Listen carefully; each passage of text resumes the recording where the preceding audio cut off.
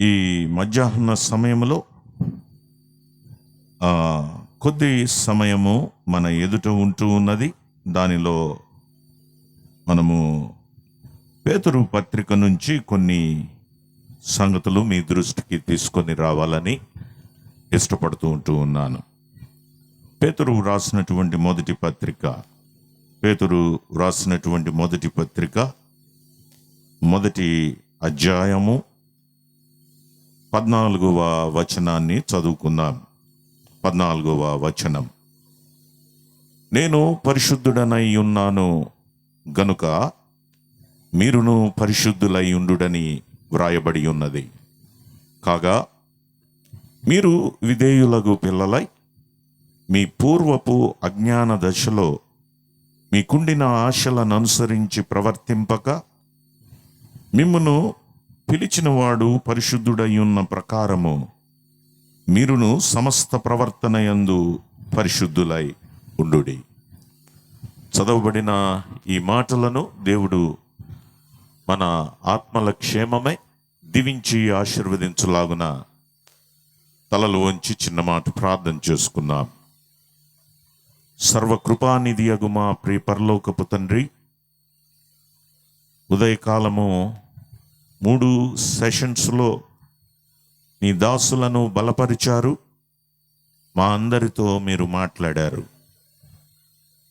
మీ మాటలు వినడం వలన మా జీవితాలలో మార్పు కలుగుతుందని, ఎవడు పని చేయకుండా భోజనం చేయకూడదు, సోమరిపోతులుగా ఉండకూడదని, దేవాలయములో విశ్వాసులమైన మేము విశ్వాసముతో జీవించాలి అనే సంగతుల ద్వారా మమ్మలను హెచ్చరించారు.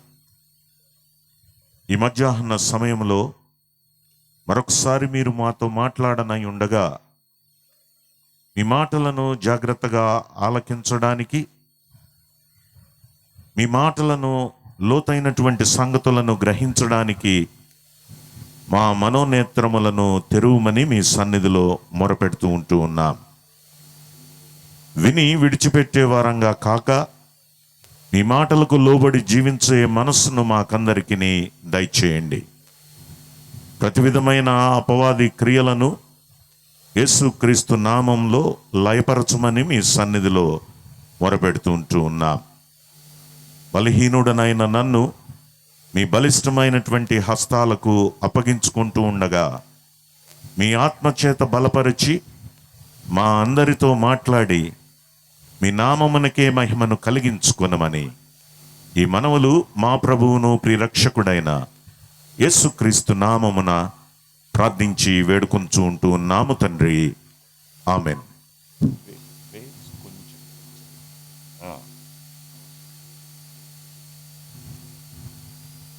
ప్రియులరా, మనము పేతురు పత్రికను మనము గమనించినట్లయితే, ఇక్కడ ఈ పత్రికను శ్రమల పత్రిక అని పిలవచ్చు. శ్రమలలో చెదిరిపోయినటువంటి విశ్వాసులను ఉద్దేశించి వ్రాయబడిన పత్రిక పేతురు పత్రిక. అందుకే మొదటి అధ్యాయము 2వ వచనములో అపోస్తలైనటువంటి పేతురు అంటూ ఉన్నాడు, చెదరిన వారిలో చేరిన యాత్రికులకు శుభమని చెప్పి వ్రాయునది అని వ్రాస్తూ ఉన్నాడు. ఎందుకు చెదరారు? కారణమేమిటి అంటే, రాత్రికాలంలో స్తెఫను శ్రమను మనము గమనించాం. ఇశ్రాయేలీయుల యొక్క జీవితాన్ని తేటగా ఎత్తి చూపగా వారికి కోపం వచ్చింది. వారు పండ్లు నురిమారు, స్తెఫనును రాళ్లతో కొట్టి చంపారు. కాబట్టి యెరూషలేములో శ్రమ కలిగింది. ఎప్పుడైతే శ్రమ కలిగిందో యెరూషలేములో ఉన్నటువంటి విశ్వాసులంతా ఆయా ప్రదేశాలకు చెదిరిపోయారు. ఇక్కడ ప్రత్యేకంగా ఏషియా మైనర్, టర్కీ అనే ప్రాంతములో ఈ చెదిరిపోయినటువంటి విశ్వాసులంతా చేరి ఉంటూ ఉన్నారు. అక్కడ వారు చేరి నివాసము చేస్తూ ఉంటుండగా స్థానికుల ద్వారా వారికి శ్రమలు కలుగుతూ ఉన్నాయి. క్రొత్త ప్రాంతము కాబట్టి శ్రమలు వారికి కలుగుతూ ఉన్నాయి. ప్రియులారా, అలాగూ వారు కొనసాగుతూ ఉంటుండగా అపోస్తలులైనటువంటి పేతురు యొక్క బాధ్యత ఏమిటి అంటే, వారు విశ్వాసములో సన్నగిల్లిపోతారేమో అని వారి బాధ్యతలను గుర్తు చేస్తూ వారిని ప్రోత్సాహపరుస్తూ రాసినటువంటి పత్రిక పేతురు పత్రిక అయ్యుంటూ ఉన్నది. కాబట్టి ఆ దినాలలో విశ్వాసులైనటువంటి వారు శ్రమల గుండా వెళ్తూ ఉంటుండగా వారికి ఈ ఆదరణ, ప్రోత్సాహము అవసరమై ఉంటూ ఉన్నది. అలాగే ఈ దినాలలో మనము విశ్వాసులంగా జీవిస్తూ ఉంటుండగా మనకు కూడా ఆదరణ, ప్రోత్సాహము అవసరమై ఉంది.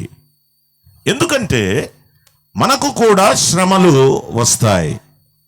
ఇక్కడ కొన్ని మాటలను మనము గమనించినట్లయితే చూడండి, 2వ అధ్యాయము 19వ వచనం.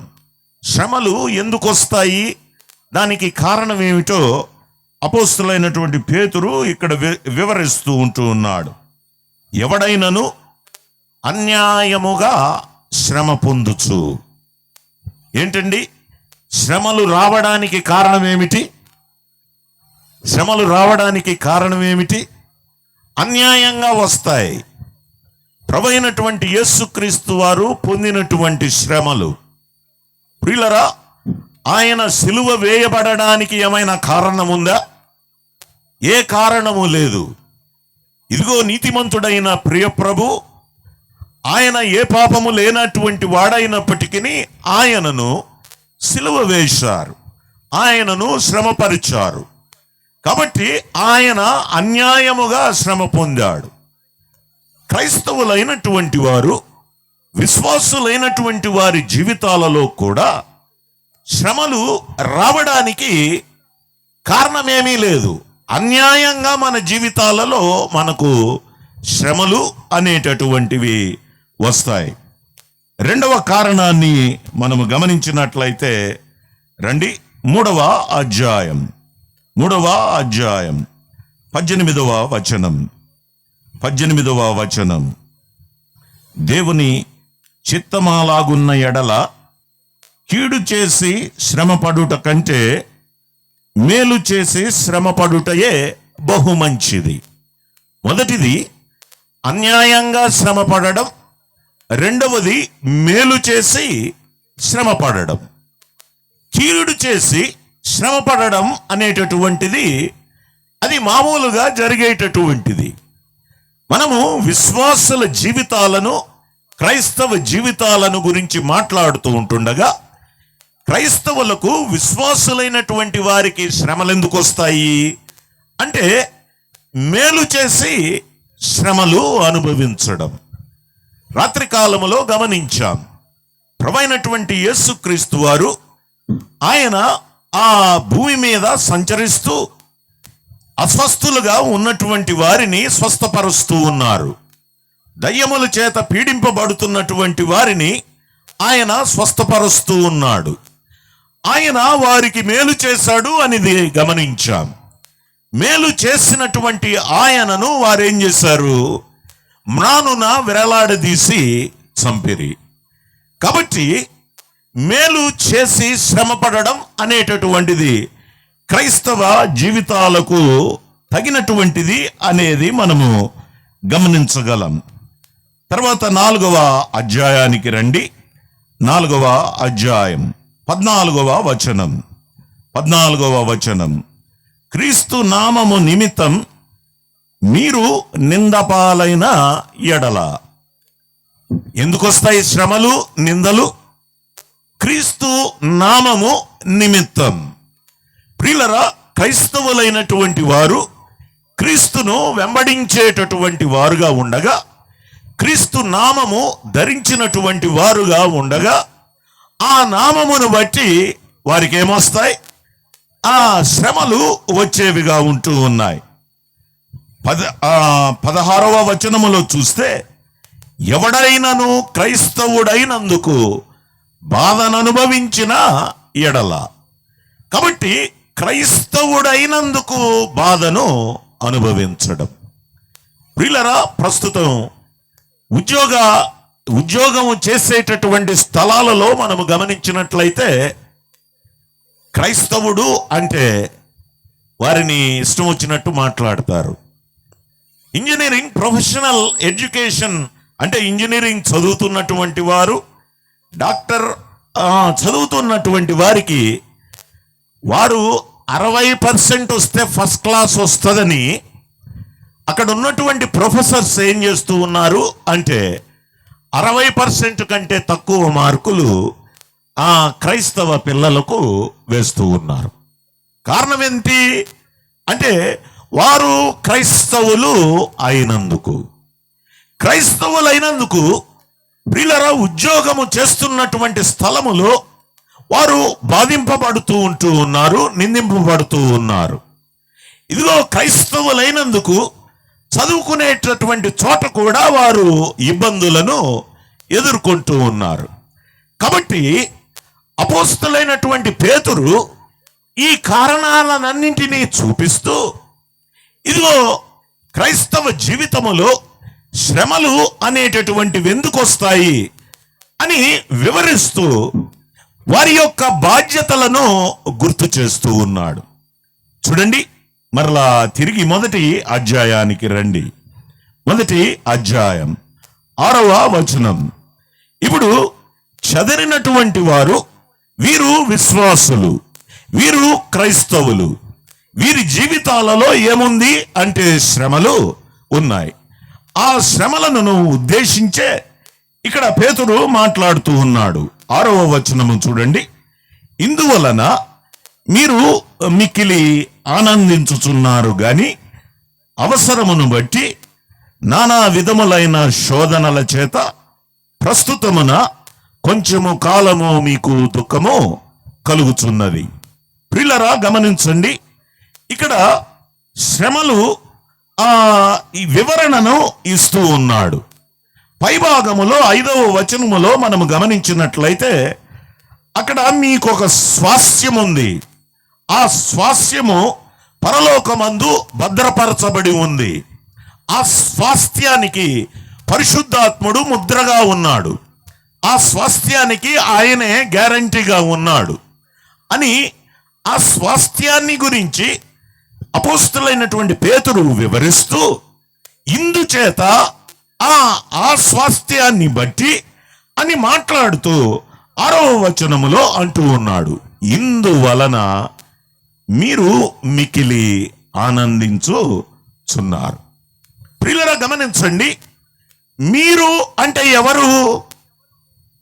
విశ్వసించినటువంటి వారు, శ్రమల గుండా వెళుతున్నటువంటి వారు, పరిశుద్ధులైనటువంటి వారు, క్రీస్తును వెంబడించేటటువంటి వారు.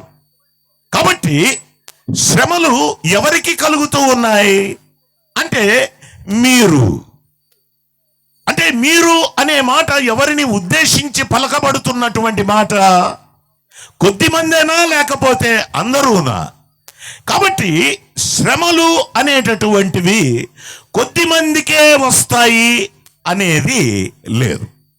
దేవుని వాక్యము శ్రమలను గురించి మాట్లాడుతూ ఉంటుండగా అపోస్తలుడైనటువంటి పౌలు అంటూ ఉన్నాడు, అపోస్తలుడైన పేతురు అంటూ ఉన్నాడు, ఇదిగో ఇందువలన మీరు, ప్రియులరా, కొద్ది మందికే శ్రమలు వస్తాయి అని ఇక్కడ మాట్లాడడము లేదు. కాబట్టి మీరు అనేటటువంటి దానిలో నువ్వున్నావు, నేనున్నాను, సంఘ పెద్దలు ఉన్నారు, సంఘ సభ్యులు ఉన్నారు, సంఘ పరిచారకులు ఉన్నారు, సంఘ సభ్యులు ఉన్నారు. స్త్రీ పురుషుడు అనే భేదము లేదు. ఇదిగో గొప్ప పేద అనేటటువంటి వ్యత్యాసము లేదు. ఫలానా కులము, ఫలానా మతము అనేటటువంటి తేడా లేనే లేదు. కాబట్టి మీరు అనేటటువంటి మాటలో ఉన్నటువంటి సత్యం ఏమిటి అంటే, ప్రభువైనటువంటి యేసుక్రీస్తునందు విశ్వాసముంచి విశ్వాస జీవితములో కొనసాగుతున్నటువంటి ప్రతి వారి జీవితాలలో ఏమొస్తాయి? శ్రమలు వస్తాయి. ప్రియులరా, కాబట్టి మనకు మాత్రమే శ్రమలు అని మనము మన జీవితాలలో కృంగిపోయేటటువంటి వారముగా ఉండకూడదు. అపోస్తలుడైనటువంటి పేతురు ఆ శ్రమల గుండా వెళ్తున్నటువంటి వారిని ఈ మాటల చేత ప్రోత్సాహపరుస్తూ ఉన్నాడు. రెండవ మాటను గమనించండి. ఇందువలన మీరు మిక్కిలి ఆనందించుచున్నారు గాని అవసరమును బట్టి. ఏంటండి ఆ మాట ఏంటి? ఏంటో చెప్పాలి. అవసరమును బట్టి. శ్రమలు ఎందుకు వస్తాయి? శ్రమలు ఎందుకు వస్తాయి? అవసరాన్ని బట్టి. ప్రియులారా గమనించండి, నా అవసరత ఏమిటో ఎవరికి తెలుసు? దేవునికి తెలుసు. కాబట్టి మన అవసరతను బట్టి ఏ శ్రమను మన జీవితాలలో అనుమతించాలో వాటిల్నే దేవుడు అనుమతిస్తాడు. కాబట్టి కూర్చో. ప్రియులారా గమనించండి, అవసరమును బట్టి ఆయన శ్రమలను మన జీవితములో అనుమతించేటటువంటి వానిగా ఉన్నాడు. అంటే మన వ్యక్తిగత జీవితాలకు అన్వయించుకున్నట్లయితే, అయ్యా నీ జీవితములో శ్రమ ఉందా? అమ్మ తల్లి నీ జీవితములో శ్రమ ఉందా? ఆయన నీ అవసరతను గుర్తించాడు కాబట్టి నీ జీవితములో శ్రమను అనుమతించాడు. అది ప్రత్యేకమైనటువంటిది కాదు, అది నీకు అవసరత ఉంది కాబట్టే అది నీ జీవితములో వచ్చింది. మొదటిది, పరిశుద్ధులైనటువంటి ప్రతి ఒక్కరికి శ్రమ వస్తుంది. రెండవది, అవసరమును బట్టి శ్రమలు వస్తాయి. మూడవ కారణాన్ని గమనించండి. మూడవ కారణం, నానా విధములైన శోధనల చేత. నానా విధములు. నానా విధములు అంటే శ్రమ ఒకరికి ఆరోగ్య సమస్య, ఒకరికి ఆర్థిక సమస్య, మరొకరికి కుటుంబ సమస్య, మరొకరికి ఉద్యోగ సమస్య, ఇదిగో భార్య భర్తల మధ్య సమస్య, తల్లిదండ్రులకు పిల్లలకు మధ్య సమస్య, సంఘములో సమస్య, అనేక రకములు. నాకిట్టుంది కాబట్టి నీకు కూడా అట్టే ఉండాలి అని అనుకోకూడదు. నీ అవసరత ఏమిటో దేవునికి తెలుసు. ఆ అవసరతను బట్టే నీ జీవితంలో ఏ శ్రమను అనుమతించాలో దానినే ఆయన అనుమతిస్తాడు. పిల్లల గమనించండి, శోధనలు నానా విధములు. అందరికీ ఒకటే రకమైనటువంటి శ్రమ ఉండదు. అనేక రకాలుగా మన జీవితాలలో శ్రమలు వచ్చేవిగా ఉన్నాయి. నాలుగవ కారణాన్ని చూడండి. ప్రస్తుతమున కొంచెము కాలము మీకు దుఃఖము కలుగుతున్నది. కొంచెము కాలము. ఎంతకాలము? ఎంతకాలము? కొంచెము కాలము. పిల్లల గమనించండి. కాబట్టి శ్రమ వస్తుంది. ఆ శ్రమను అనుభవిస్తూ ఉంటుండగా ఎంతకాలము చెప్పాలి, సమాధానం రావాలి. ఎంతకాలము? కొంచెము కాలమే. కాబట్టి శ్రమలను అనుభవిస్తూ ఉంటుండగా మనకు అవసరమైనది ఏమిటి? ఓర్పు అవసరం, సహనము అవసరం. ఈ దినాలలో శ్రమలలో సహనము అనేది లేదు, ఓపిక అనేది లేదు. విశ్వాసములో నిలబడలేకపోతూ ఉన్నాం. శ్రమ కలిగిన వెంటనే ఇదిగో యోబు భార్య పలికినట్టు, ఇంకా ఎంతకాలము నువ్వు ఆయనను వెంబడిస్తావు? ఇదిగో దూషించి నువ్వు కూడా చచ్చిపో. ప్రియులరా, ఇదిగో శ్రమలను భరించాలి అనేటటువంటి ఇష్టం యోబు భార్యకు లేదు. ఈ మధ్యాహ్న సమయంలో ఇక్కడ కూర్చున్నటువంటి వారికి కూడా నీకు నాకు వేయబడుతున్నటువంటి సవాలు ఏమిటి అంటే, అమ్మా శ్రమల గుండా నువ్వు వెళ్తూ ఉంటుండగా నీ అవసరత నిమిత్తమే ఆ శ్రమ నీ జీవితంలో ఉంది. అది నీకు అవసరం. దేవునికి తెలుసు. కాబట్టి ఆ శ్రమను నీ జీవితంలో అనుమతించాడు.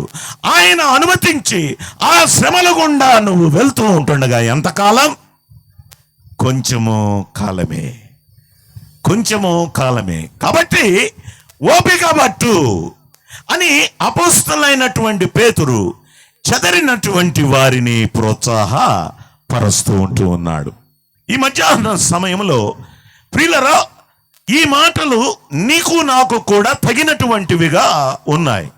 నీ జీవితంలో శ్రమల గుండా నువ్వు వెళ్తూ ఉంటుండగా ఇదిగో నీ అవసరతను బట్టి ఆయన అనుమతించినటువంటి ఈ శ్రమలను ఓపికతో సహనముతో భరించి ప్రభువు కొరకు మనము సాక్షులముగా జీవించాలి. ఎందుకన్నా శ్రమలు మన జీవితంలో ఎందుకు వస్తాయి అని మనల్ని ప్రశ్నించుకున్నట్లయితే కారణాలు. ప్రియులరా, యోబు తన జీవితంలో అనేకమైనటువంటి శ్రమలను అనుభవించాడు. ఆస్తి పోయింది, ఆరోగ్యం పోయింది, పిల్లలు పోయారు, భార్య కూడా దూషిస్తూ ఉంది. అయినప్పటికీ ఏమన్నాడు? దేవుడే ఇచ్చను, దేవుడే తీసుకొనెను, ఆయన నామమునకే స్తుతి కలుగునుగాక. గమనించండి, యోబుకు ఆ శ్రమలు ఎందుకు వచ్చాయి? కారణం ఏమిటి? ఒక మాటను గమనిస్తారా? రండి, యోబు గ్రంథానికి రండి. ఆ వాస్తవానికి జరిగినటువంటి సంఘటనను మనము అక్కడ చూద్దాం. యోబు గ్రంథం మొదటి అధ్యాయం 7-8 వచనాలు చూడండి. యెహోవా నీవు ఎక్కడ నుండి వచ్చితివని వానిని అడుగగా, అపవాది భూమి మీద ఇటు అటు తిరుగులాడుచు అందులో సంచరించుచు వచ్చితినని యెహోవాకు ప్రత్యుత్తరం ఇచ్చెను. అందుకు యెహోవా, నీవు నా సేవకుడవైన యోబు సంగతి ఆలోచించితివా? అతడు యథార్థవర్తుడును న్యాయవంతుడునై దేవుని యందు భయభక్తులు కలిగి చెడుతనము విసర్జించిన వాడు. భూమి మీద అతని వంటి వాడెవడును లేడు అని అడుగగా, అపవాది మాట్లాడుతూ ఉన్నాడు. యోబు ఊరకయే దేవుని యందు భయభక్తులు కలవాడాయన, నీవు అతనికిని అతని ఇంటి వారికిని అతనికి కలిగిన సమస్తమునకు చుట్టూ కంచె వేసితివి గదా. నీవు అతని చేతి పన్ని దీవించుట చేత అతని ఆస్తి దేహములో బహుగా విస్తరించి ఉన్నది. 11వ వచనం. అయినను నీవు ఇప్పుడు నీ చేయి చాపి అతనికి కలిగిన సమస్తమును మొత్తిన ఎడల అతడు నీ ముఖము ఎదుటనే దూషించి నిన్ను విడిచిపోవును అని యెహోవాతో అనగా. ప్రియులారా, గమనించండి, ఈ సంఘటనలో దేవునికి అపవాదికి మధ్య జరుగుతున్నటువంటి సవాలు. దేవుడేమంటూ ఉన్నాడు? ఇదిగో నా ఆ భక్తుడైనటువంటి యోబును గమనించితివా? ఆ యోబును గురించి దేవుడు పలికినటువంటి మాటలు, అతని వంటి యథార్థవంతుడు ఎవడు భూమి మీద లేడు అని దేవుడే ఇదిగో ఆ యోబును గూర్చి సాక్ష్యమిస్తూ ఉన్నాడు. వీళ్ళరా, దేవుడు సాక్ష్యమిస్తూ ఉంటుండగా అపవాది అంటూ ఉన్నాడు, ఆయన చుట్టూ నువ్వు కంచేసావులే, ఆయన చేస్తున్నటువంటి పనినంతా నువ్వు ఆశీర్వదిస్తున్నావులే, కాబట్టే ఇదిగో అతను చేస్తున్నటువంటి పనిని ఆశీర్వదిస్తున్నావు, ఇదిగో డబ్బులు బాగా వస్తున్నాయి, అతనికి మంచి ఆరోగ్యం ఇచ్చావు, కాబట్టి నిన్ను సేవిస్తూ ఉన్నాడు, అవన్నీ తీసేయి, అప్పుడు చూద్దాం, అతడు నిన్ను దూషించి నిన్ను విడిచిపోవును. కాబట్టి ప్రియులరా, దేవుడు యోబును గూర్చి ఇస్తున్నటువంటి సాక్ష్యం ఏమిటి అంటే, అతడు యథార్థవర్తనుడు, అతడు నన్ను ఆశ్రయించినటువంటి వాడు, అతని జీవితంలో పాపమే లేదు అని దేవుడు సాక్ష్యం ఇస్తూ ఉన్నాడు. అపవాదంటూ ఉన్నాడు, ఇదిగో నువ్వు దీవిస్తేనే కదా, కాబట్టి నీ కంచెనంతా తీసివేయి, అప్పుడు చూద్దాం అని మాట్లాడుతూ ఉన్నాడు. కాబట్టి వీరిద్దరి మధ్య జరిగినటువంటి ఆ సవాలుకు దేవుడు అపవాదికి అనుమతిస్తూ ఉన్నాడు. యోబు చుట్టూ ఉంచబడినటువంటి కంచె తీసివేయబడింది. ప్రియులారా, ఆరోగ్యము పోయింది, ఆస్తులు పోయినాయి, ఇదిగో పిల్లలు అందరూ మరణించారు. అయినప్పటికీ యోబు తన విశ్వాసమును వదిలిపెట్టినటువంటి వాడు కాదు. కాబట్టి గమనించండి, యోబు జీవితములో వచ్చినటువంటి శ్రమలకు కారణమేమిటి?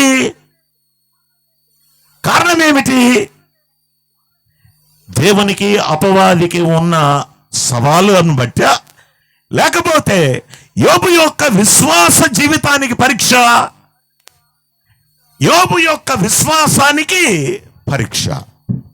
కాబట్టి శ్రమలు రావడానికి ఒక కారణం ఏమిటి అంటే, నా విశ్వాసము పరీక్షించబడడానికి దేవుడు మన జీవితాలలో శ్రమలను అనుమతిస్తాడు. ప్రియులారా గమనించండి. కాబట్టి నువ్వు యథార్థవంతుడిగా జీవిస్తూ ఉంటుండగా, ప్రభువు కొరకు సవాలుతో కూడినటువంటి జీవితం జీవిస్తూ ఉంటుండగా, నీ విశ్వాసాన్ని పరీక్షించడానికి ఆయన మన జీవితాలలో శ్రమలను అనుమతిస్తాడు. రెండవ కారణాన్ని గమనిద్దాం రండి. హెబ్రీయులకు రాసినటువంటి పత్రిక 12వ అధ్యాయం. హెబ్రీయులకు రాసినటువంటి పత్రిక 12వ అధ్యాయం 10-11 వచనాలు గమనించండి. 10-11 వచనాలు. వారు కొన్ని దినముల మట్టుకు తమకిష్టము వచ్చినట్టు మనలను శిక్షించిరి గాని, మనము తన పరిశుద్ధతలో పాలు పొందవలనని మన మేలు కొరకే ఆయన శిక్షించుచున్నాడు. మరియు ప్రస్తుతమందు సమస్త శిక్షయు దుఃఖకరముగా కనబడునే గాని సంతోషకరముగా కనబడదు. అయినను దాని యందు అభ్యాసము కలిగిన వారికి అది నీతి అను సమాధానకరమైన ఫలమిచ్చును. ప్రియులారా గమనించండి, ఇక్కడ మరొక శిక్ష లేకపోతే శ్రమ అనే దానిని మనము గమనిస్తూ ఉన్నాం. దేవుడు శిక్షిస్తూ ఉన్నాడు. ఎందుకు శిక్షిస్తూ ఉన్నాడు? కారణం ఏమిటి అంటే, మనము ఆయన పరిశుద్ధతలో పాలు పొందవలనని. అంటే విశ్వాసి ఇక్కడ ఏం చేశాడు? పాపములో పడ్డాడు, పాపములో జీవిస్తూ ఉన్నాడు. పాపములో జీవిస్తూ ఉంటుండగా ఈ లోక సంబంధమైన తల్లిదండ్రులు పాపము చేసినటువంటి పిల్లవాడిని, తప్పు చేసినటువంటి పిల్లవాడిని ఎలాగూ శిక్షిస్తారో, మన పరలోకపు తండ్రి కూడా, ఇదిగో ఆత్మలకు తండ్రి అయిన దేవుడు మనలను ఆయన శిక్షిస్తూ ఉన్నాడు. ఎందుకు శిక్షిస్తూ ఉన్నాడు? కారణం ఏమిటి అంటే, మనము ఆయన పరిశుద్ధతలో పాలు పొందాలని. We should become the partakers of his holiness. ఆయన పరిశుద్ధతలో మనము పాలు పొందవలనని. అంటే అర్థమేమిటి అంటే, మన జీవితాలలో ఉన్నటువంటి పాపాన్ని తీసివేయడానికి ఆయన ఏం చేస్తాడు? శిక్షిస్తాడు. ఆ శిక్ష ద్వారా మనము శ్రమల గుండా వెళ్తూ ఉన్నాం. ప్రియులారా గమనించండి, విశ్వాసి ఎందుకు శ్రమలను అనుభవిస్తాడు అనేది కారణాలను మనము గమనిస్తూ ఉన్నాం. మొదటిది విశ్వాసానికి పరీక్ష. రెండవది పాపములో నుంచి బయటకు తీసుకుని రావడానికి. ఇదిగో పరిశుద్ధతలో మనము ఆయన పరిశుద్ధతలో పాలు పంపులు పొందడానికి ఆయన మనలను శిక్షిస్తాడు. మూడవ కారణాన్ని మనము గమనించినట్లయితే యోసేపు జీవితం. ప్రియులారా, యోసేపు పాపమును చూచి పారిపోయినటువంటి వాడు, పాపము చేయడానికి భయపడినటువంటి వాడు. ఇదిగో నేను ఈ పాపము చేసిన ఎడల, ఇదిగో దేవునికి విరోధముగా పాపము చేసిన వాడును అవుదును. గమనించండి, ఆది కాండములో 39వ అధ్యాయానికి రండి.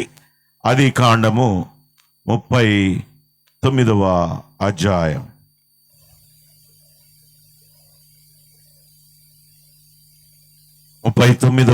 అధ్యాయము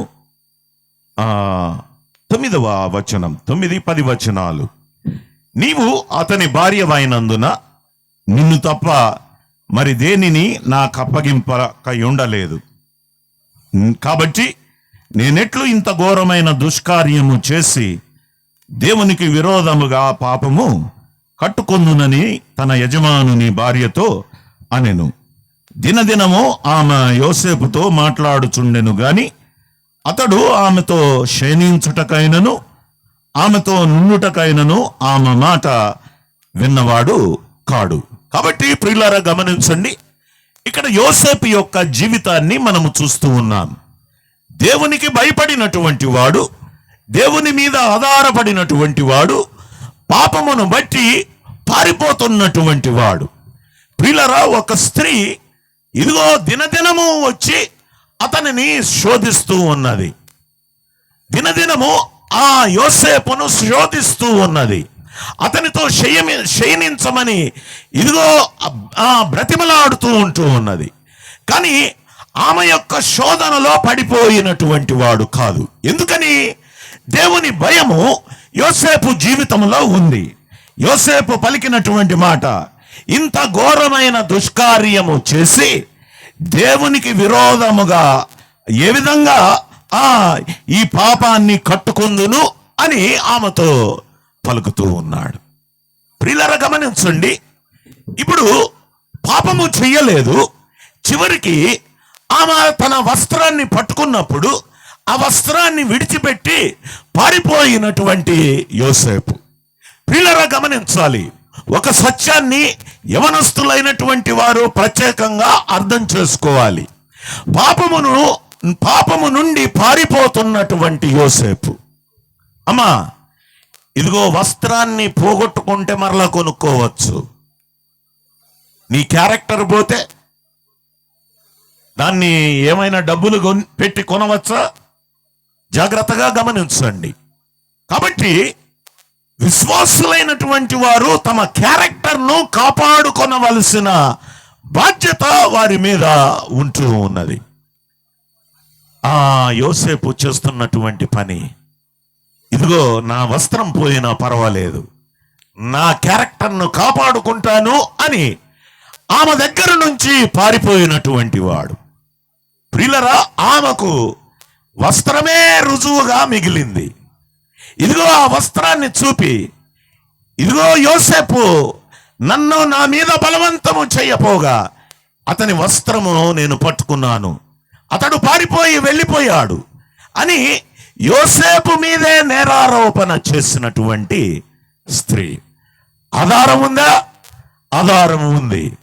ఎవరైనా యోసేపు పాపము చేయలేదు అంటే కుదురుతుందా? కుదరదు. కాబట్టి చేయని పాపానికి ఎక్కడ వేయబడ్డాడు? జైలులో వేయబడ్డాడు. గమనించండి, ఇనుము అతని శరీరమును అతని కాళ్లను బాధించను అని కీర్తనల గ్రంథములో వ్రాయబడి ఉంటూ ఉన్నది. ప్రియులరా, చెరసాలలో బాధపడుతున్నటువంటి యోసేపు ఎందుకు చెరసాలలో వేయబడ్డాడు? ఎందుకు చెరసాలలో వేయబడ్డాడు? ఇద్దరి కలభావాన్ని అక్కడ తెలిపాడు. వారిద్దరికి యోసేపు కలభావాన్ని చెప్పినట్లే జరిగింది. ఒకడు ఉరి తీయబడ్డాడు, ఒకడు కాపాడబడ్డాడు. ఫరో ఒకానొక రోజున కలకన్నాడు. ఆ భావాన్ని తెలిపేటటువంటి వారు ఎవరు లేరు.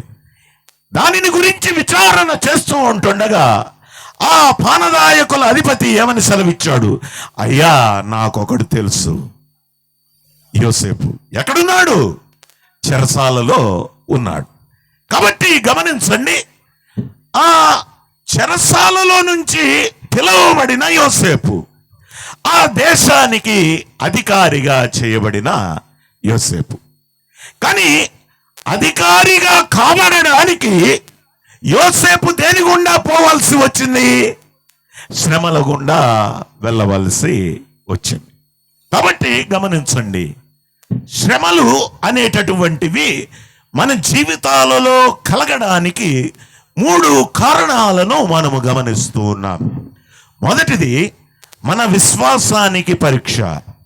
రెండవది పాపులమైనటువంటి మనలను, అంటే పరిశుద్ధపరచబడ్డ విశ్వాసులంగా కొనసాగుతూ ఉన్నప్పుడు పాపములో పడినప్పుడు మనలను పరిశుద్ధపరచడానికి, మన జీవితంలో ఉన్నటువంటి పాపమును తీసివేయడానికి శ్రమలను ఆయన మన జీవితంలో అనుమతిస్తాడు. మూడవదిగా మనం చూసినట్లయితే మన జీవితంలో ఆయనకు ఒక ప్రణాళిక ఉంది. ఆ ప్రణాళిక నెరవేర్చబడడానికి కొన్నిసార్లు ఆయన మన జీవితంలో శ్రమలను అనుమతిస్తాడు. కాబట్టి ప్రియులారా గమనించండి, రోమీయులకు వ్రాసినటువంటి పత్రిక 8వ అధ్యాయము 28వ వచనం అందరము ఎరిగినటువంటి మాటే. చూడండి, రోమీయులకు వ్రాసినటువంటి పత్రిక 8వ అధ్యాయం 28వ వచనం. దేవుని ప్రేమించు వారికి ఆయన సంకల్పము చొప్పున పిలువబడిన వారికి మేలు కలుగుటకై సమస్తమును సమకూడి జరుగుతున్నవి. సమస్తము అంటే ఒట్టి మేళ్ళేనా? ప్రియులారా గమనించండి, మేళ్ళు కీడు అన్నీ కలిసి మన జీవితంలో సంభవిస్తూ ఉన్నాయి. ఎందుకోసం? అవి మేలు కలుగుటకే. కాబట్టి మేలైనా కీడైనా దేవుడు మన జీవితములో అనుమతించాడు అంటే దాని నిమిత్తమై ఆయన ఒక ఉద్దేశము కలిగినటువంటి వానిగా ఉన్నాడు.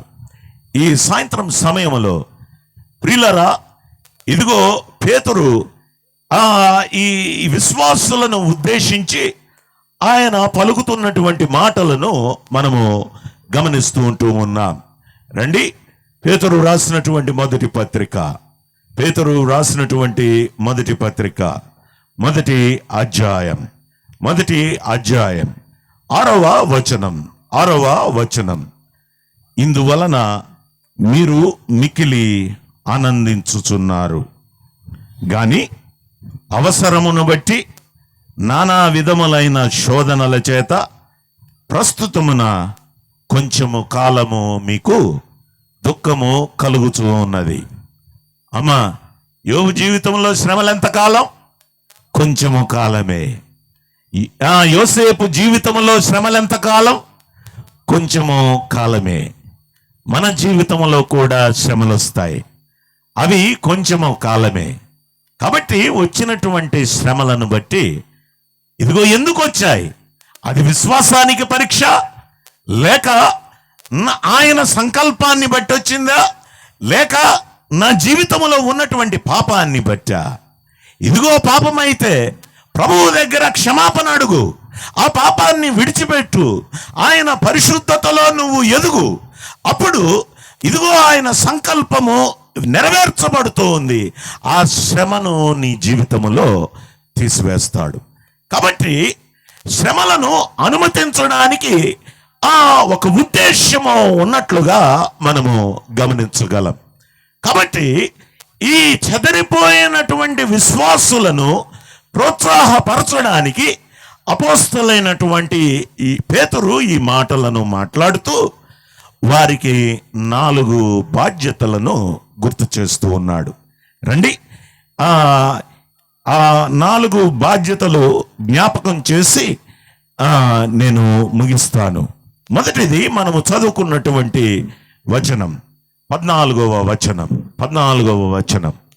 నేను పరిశుద్ధుడనై ఉన్నాను గనుక మీరును పరిశుద్ధులై ఉండుడని వ్రాయబడి ఉన్నది. మొదటిది వ్యక్తిగతమైన బాధ్యత, పర్సనల్ రెస్పాన్సిబిలిటీ. విశ్వాసులైనటువంటి ప్రతి ఒక్కరికి అపోస్తలులైనటువంటి పేతురు వ్రాస్తున్నటువంటి లేక తెలుపుతున్నటువంటి బాధ్యత ఏమిటి ఆ బాధ్యత? వ్యక్తిగతమైన బాధ్యత. ఏమిటి ఆ బాధ్యత? పరిశుద్ధత. ప్రతి ఒక్క విశ్వాసి పరిశుద్ధుడుగా జీవించాలి అనేటటువంటిది మొదటి భారం, లేకపోతే బాధ్యత. ఇది కొద్దిమందికే కాదు, విశ్వసించినటువంటి ప్రతి ఒక్కరు, సంఘ పెద్దలు కావచ్చు, సంఘములో ఉన్న సభ్యులు కావచ్చు, ప్రతి ఒక్కరూ ఏమై ఉండాలి? మనము పరిశుద్ధులమై ఉండాలి, మొదటిది. రెండవది గమనించండి, 22వ వచనం. 22వ వచనం, మీరు క్షయబీజము నుండి కాక శాశ్వతమగు జీవము కలిగిన దేవుని వాక్య మూలముగా అక్షయ బీజము నుండి పుట్టింపబడిన వారు గనుక నిష్కపటమైన సహోదర ప్రేమ కలుగునట్లు మీరు సత్యమునకు విధేయులవుట చేత మీ మనస్సులను పవిత్రపరుచుకునిన వారయుండి ఒకరినొకడు హృదయపూర్వకముగాను నిక్కటముగాను ప్రేమించుడి. ప్రియులరా, నీ సహోదరుని పట్ల నీకుండవలసిన బాధ్యత. రెండవది, నీ సహోదరుని పట్ల లేక నీ సహోదరి పట్ల నీకుండవలసిన బాధ్యత, రెస్పాన్సిబిలిటీ టువర్డ్స్ అదర్స్. ఇతరుల పట్ల నీకుండవలసిన బాధ్యత రెండవది. మూడవది, 5వ వచనానికి రండి. 2వ అధ్యాయము 5వ వచనం. యేసుక్రీస్తు ద్వారా దేవునికి అనుకూలములగు ఆత్మ సంబంధమైన బలులను అర్పించుటకు పరిశుద్ధ యాజకులుగా ఉండునట్లు మీరును సజీవమైన రాళ్లవలె నుండి ఆత్మ సంబంధమైన మందిరముగా కట్టబడుచు ఉన్నారు. ఇక్కడ బాధ్యత ఏమిటో మీరే చెప్పండి. ఇక్కడ బాధ్యత ఏమిటి? ఆత్మ సంబంధమైన బలులు అర్పించుట. ఎవరికి? ఎవరికి? దేవునికి. కాబట్టి రెస్పాన్సిబిలిటీ టువర్డ్స్ గాడ్, దేవుని పట్ల మనకున్నటువంటి బాధ్యత. మూడవది. నాలుగవది, 2వ అధ్యాయము 9వ వచనం. అయితే మీరు చీకటిలో నుండి ఆశ్చర్యకరమైన తన వెలుగులోనికి మిమ్మును పిలిచిన వాని గుణాతిశయములను ప్రచురము చేయు నిమిత్తము ఏర్పరచబడిన వంశమును, రాజులైన యాజక సమూహమును, పరిశుద్ధ జనమును, దేవుని సొత్తైన ప్రజలునై ఉన్నారు. ప్రియులారా, గమనించండి, ఇక్కడ 4వ బాధ్యతను మనము చూస్తూ ఉన్నాం. ఏమిటి ఆ బాధ్యత? చీకటిలో నుండి ఆశ్చర్యకరమైన తన వెలుగులోనికి పిలిచిన వాని గుణాతిశయములను ప్రచురము చేయుట. ఇది 4. చీకటిలో నుండి అంటే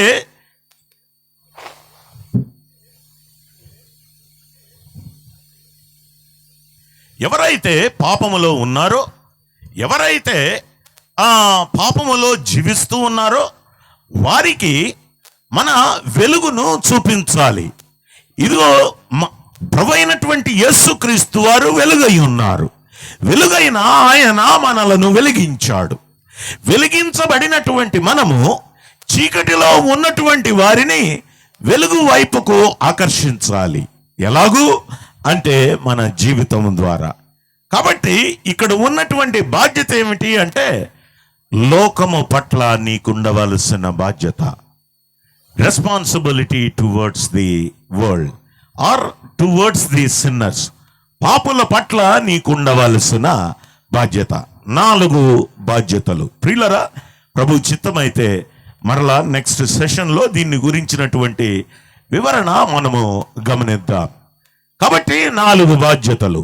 మొదటిది వ్యక్తిగతమైన బాధ్యత, రెండవది ఇతరుల పట్ల నీకుండవలసిన బాధ్యత, మూడవది దేవుని పట్ల నీకుండవలసినటువంటి బాధ్యత, నాలుగవది లోకము పట్ల నీకుండవలసిన బాధ్యత. కాబట్టి చెదరినటువంటి విశ్వాసులు, శ్రమల గుండా వెళ్తున్నటువంటి విశ్వాసులు, వారు శ్రమలను బట్టి విశ్వాసములో తొలగి ఇదిగో దూరం కాకుండా, ఇదిగో శ్రమలు మిమ్మల్ని పరిశుద్ధపరుస్తాయి. మీ బాధ్యతలను జ్ఞాపకం చేసుకోండి. ఈ బాధ్యతలను మీరు కొనసాగించండి అని వారిని ప్రోత్సాహపరుస్తూ వ్రాసినటువంటి పత్రిక పేతురు పత్రిక. అలాగైతే వారికి వ్రాయబడినటువంటి పత్రిక నీకు నాకు కూడా వ్రాయబడి ఉంది. ఎందుకు అంటే మనము కూడా అనేక శ్రమల గుండా వెళ్తూ ఉన్నాం. ప్రియులరా, ఇదిగో శ్రమలు మనలను విశ్వాస జీవితంలో దూరం చేయడానికి కాదు, కానీ శ్రమల గుండా వెళ్తూ ఉంటుండగా ఇదిగో ఆయన యొక్క సంకల్పాన్ని నెరవేర్చడానికి ఈ మాటలు మనకు ఆదరణకరంగా ప్రోత్సాహకరంగా ఉంటుండగా వాటిని బట్టి మనము ఈ మాటల ద్వారా మనము ఆదరింపబడి విశ్వాస జీవితంలో కొనసాగుదాం. కాబట్టి శ్రమలు అందరికీ వస్తాయా? కొద్ది మందికే వస్తాయా? అందరికీ వస్తాయి. ఎంతకాలము? కొంచెము కాలమే. అందరికీ ఒకటే రకమైన శ్రమల కాదు, అవి అనేక విధాలు. ఎందుకు ప్రతి ఒక్కరిని ఆయన ఎందుకు హింసిస్తాడు? ఎందుకు ఆయన శ్రమలను అనుమతిస్తాడు? కారణం ఏమిటి? అది అవసరత. కాబట్టి అవసరాన్ని బట్టే మన జీవితాల్లో శ్రమలు వస్తాయి. కాబట్టి శ్రమలు ఉన్నటువంటి వారు, అమ్మా, నీ శ్రమలను బట్టి దేవునికి విరోధంగా మాట్లాడవద్దు. వస్తాయి, కొంచెం కాలమే, ఓపిక పట్టు, అన్నీ సర్దుకుంటాయి, అన్నింటినీ ఆయన సరిచేస్తాడు. విశ్వాస జీవితంలో మనము ఎదుగునట్లుగా ప్రభు తన కృపను మనకు దయచేయునుగాక. దేవుడు ఈ మాటలను మన కొరకై దీవించి ఆశీర్వదించునుగాక. అందరికీ వందనాలు.